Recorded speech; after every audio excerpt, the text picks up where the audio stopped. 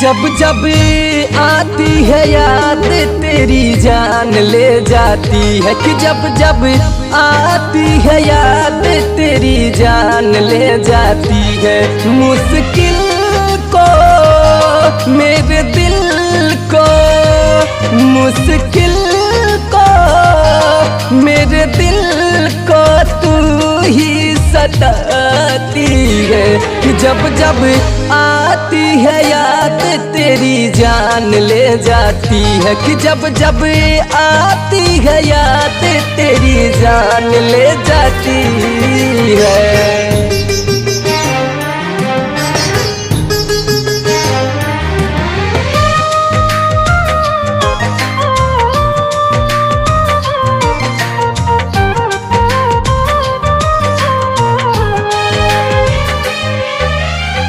याद में तेरे जाना अखियाँ ये रोती है, दिल का तो पूछ मत हाल रे।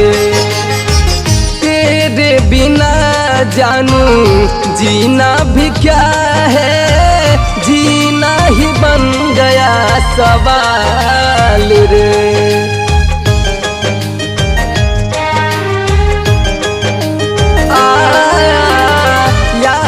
में तेरे जाना अखियाँ ये रोती है, दिल का तो पूछ मत हाल रे।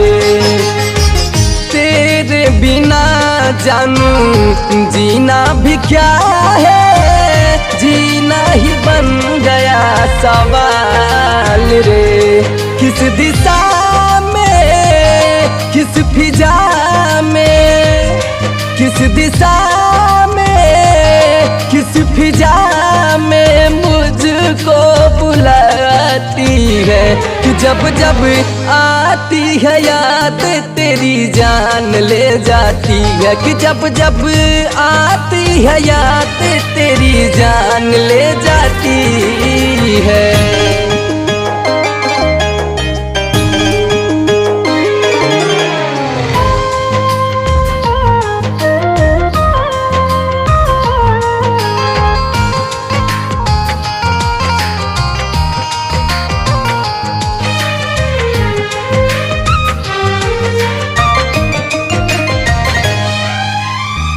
पल पल ऐ सनम आंसुओं को पीता हूँ, आंसू भी रोके कर याद रे। दिल ने धड़कना छोड़ दिया है, अंतिम है बस फरियाद रे।